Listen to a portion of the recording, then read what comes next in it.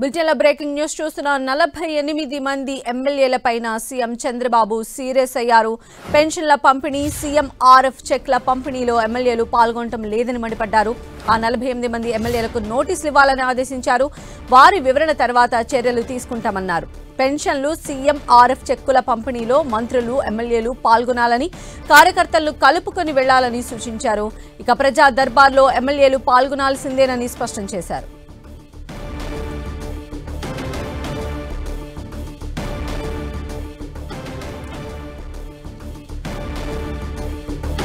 48 మంది ఎమ్మెల్యేలపైన AP CM Chandrababu serious అయ్యారు. పెన్షన్ల పంపిణీ, సీఎంఆర్ఎఫ్ చెక్ల పంపిణీలో ఎమ్మెల్యేలు పాల్గొనటం లేదని ఆయన మండిపడ్డారు. ఆ 48 మంది ఎమ్మెల్యేలకు కూడా నోటీసులు ఇవ్వాలని ఆదేశించారు. ఆ వివరణ తర్వాతే దానికి సంబంధించి యాక్షన్ తీసుకుంటామని కూడా చెప్పారు. మరిన్ని అప్డేట్స్ కూడా తెలుసుకుందాం. మా ప్రతినిధి రవిచంద్ మనకు అందుబాటులో ఉన్నారు. రవిచంద్, ముఖ్యమంత్రి చంద్రబాబు ఈ రోజు బ్యాక్ ఆఫీస్ తో సమావేశమయ్యారు. మొత్తం రాష్ట్ర వ్యాప్తంగా పార్టీ పనితీరు ఏ విధంగా ఉంది, ఎమ్మెల్యేలు ఏ విధంగా పాల్గొంటున్నారు, ప్రజా సమస్యల పట్ల వీళ్ళు అడ్రస్ చేస్తున్నారా, గ్రీవెన్స్ లో పాల్గొంటున్నారు, తదితర అంశాల గురించి ఆయన రిపోర్ట్ అడగడం జరిగింది. గతంలో పార్టీ కార్యాలయానికి వచ్చినప్పుడు ఏదైతే ముఖ్యమంత్రి సహాయ నిధికి సంబంధించిన చెక్కులు పంపిణీ పట్ల కూడా కొంతమంది ఎమ్మెల్యేలు నిర్లక్ష్యం వహిస్తున్నారని ముఖ్యమంత్రి దృష్టికి తీసుకురావడంతో ఆయన సీరియస్ అవడం జరిగింది. ఈ రోజు కూడా అదే అంశం చర్చకు వచ్చింది. ముఖ్యమంత్రి సహాయ నిధి కావచ్చు, చెక్కులు పంపిణీ కావచ్చు, అదేవిధంగా ఏదైతే ప్రతి నెల మొదటి తారీఖున పేదలకు ఇచ్చే పెన్షన్ల పంపిణీలో కూడా ఎమ్మెల్యేలు పాల్గొనడం లేదనే సమాచారం ముఖ్యమంత్రికి ఏదైతే బ్యాక్ ఆఫీస్ టీం చెప్పడం జరిగింది. అయితే నేను కూడా ఎన్ని పనులున్నప్పటికీ ప్రతి నెల 1వ తారీఖున ప్రతి జిల్లాకు వెళ్లి పెన్షన్లు పంపిణీ చేస్తుంటే స్థానికంగా ఉన్న ఎమ్మెల్యేలు ఎందుకు అలసత్వం ప్రదర్శిస్తున్నారని ఆయన తీవ్ర స్థాయిలో మండిపడ్డారు.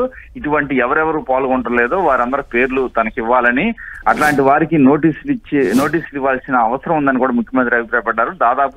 అటువంటి వారు 48 మంది ఇప్పుడు వరకు కూడా ఇట్లాంటి పరిస్థితుల్లో ఉన్నారు. సీఎంఆర్ఎఫ్ చెక్కులు పంపిణీ చేయట్లేదు. ఏదైతే 1వ తారీఖు పెన్షన్ల పంపిణీలో కూడా ఎమ్మెల్యేలు పాల్గొనడం లేదని బ్యాక్ ఆఫీస్ అయితే 48 మంది లిస్ట్ ఇవ్వడం జరిగింది. ఈ నేపథ్యంలో వారందరికీ నోటీసులు జారీ చేయాలని కూడా ముఖ్యమంత్రి తీవ్ర స్థాయిలో మండిపడ్డారు. ఎందుకంటే పేదల కోసం ఆర్థికంగా ఇబ్బందులు ఉన్నప్పటికీ రాష్ట్రంలో ప్రజల కోసం అనేక సంక్షేమ కార్యక్రమాలు రాష్ట్ర ప్రభుత్వం అమలు చేస్తుంది. అలాంటప్పుడు పార్టీ తరఫున ఓన్ చేసుకునే కార్యక్రమం ఎందుకు చేయటం లేదు? తాను అనేక కార్యక్రమాలు ఉన్నప్పటికీ, తాను ఎంత బిజీగా ఉన్నప్పటికీ ప్రతి నెల 1వ తారీఖున ఆయా జిల్లాల్లో ఈ కార్యక్రమంలో పాల్గొంటున్నాను. ప్రభుత్వం వచ్చిన దగ్గర నుంచి కూడా సంక్షేమ కార్యక్రమాల పట్ల ఎక్కడా వెనకడుగు వేయకుండా ప్రతి 1వ తారీఖున తాను హాజరవుతున్నాను. చాలా మంది ఎమ్మెల్యేలు కూడా హాజరవుతున్నారు. వీరెందుకు హాజరు కావటం లేదు? అదేవిధంగా ముఖ్యమంత్రి సహాయ నిధి కూడా గత ప్రభుత్వాలు సహాయం ఏమీ చేయలేని పరిస్థితి నుంచి ఈ రోజు ప్రతి ఒక్కరికి సహాయం చేసే పరిస్థితికి మేము తీసుకొచ్చాం. ప్రతి ఒక్కరికి ఎవరైతే ముఖ్యమంత్రి కార్యాలయానికి అర్జీ పెట్టుకున్నారో, ఎమ్మెల్యేల ద్వారా వచ్చినాయో వారందరూ కూడా ఎంతో కొంత సహాయం ముఖ్యమంత్రి సహాయ నిధి చేస్తున్నాం.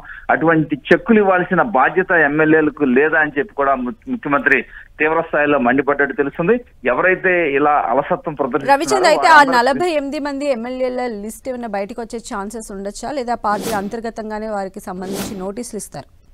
అంటే ఇప్పుడు వరకు కూడా అటువంటి వ్యక్తుల పేర్లు అయితే బయటికి రాలేదు. ఎందుకంటే ముఖ్యమంత్రి బ్యాక్ ఆఫీస్ టీం ముఖ్యమంత్రికే డైరెక్ట్ గా ఆ పేర్లు అందజేసింది. ఇప్పుడు వరకు అయితే బయటికి రాలేదు. మరి కాసేపట్లో కొన్ని పేర్లు అయితే మనకి తెలిసే అవకాశం ఉంది. ఇప్పుడు వరకు కూడా ముఖ్యమంత్రి కార్యాలయంలో ఇంకా దానికి సంబంధించిన డిస్కషన్ అయితే జరుగుతున్న పరిస్థితి అయితే ఉంది. ఎందుకంటే ముఖ్యమంత్రి చాలా సీరియస్ గా తీసుకున్నారు ఈ అంశాన్ని.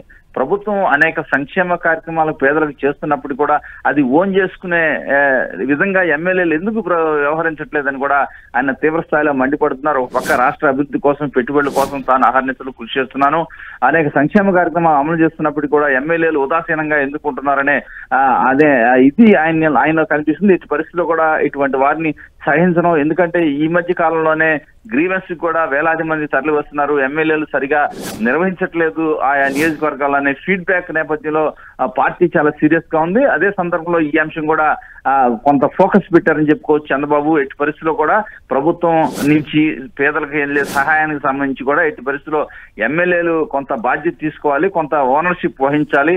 ఆ నియోజకవర్గాల్లో వ్యక్తిగతంగా వారికే లాభం కలుగుతుంది కదా ఇది అని చెప్పి ముఖ్యమంత్రి కూడా అభిప్రాయపడడం జరిగింది. ఎట్టి పరిస్థితిలో కూడా ఇటువంటి వారిని ఉపేక్షించని చెప్పి గట్టిగా ఆయన మాట్లాడడం జరిగింది. వారందరూ కూడా నోటీసులు పంపాలని ఆయన ఆదేశాలు జారీ చేశారు. అయితే రవిచంద్ రవిచంద్, అయితే గవర్నమెంట్ ఫామ్ అయిన దగ్గర నుంచి కూడా అంటే ఏపీ సీఎం చంద్రబాబు ఈ విషయానికి సంబంధించి చాలా రివ్యూలు నిర్వహిస్తూ ఉన్నారు. అదేవిధంగా కొంచెం క్రమశిక్షణ తప్పి లేదా ప్రజల్లోకి వెళ్ళినటువంటి వారందరినీ కూడా ఏదో రకంగా ఆయన ఐడెంటిఫై చేయడం, మందలించడం ఇలాంటివన్నీ మనం చూస్తున్నాం. బట్ అయినప్పటికీ సిన్స్ ఇలా జరుగుతూ ఉండని ఎలా చూడాలంటారు? ఈసారి దీనికి సంబంధించి ఎలాంటి కొంచెం కఠినమైనటువంటి యాక్షన్స్ తీసుకోవడం ఇలాంటివి ఏమైనా చేసేటువంటి ఆస్కారం ఉండొచ్చా?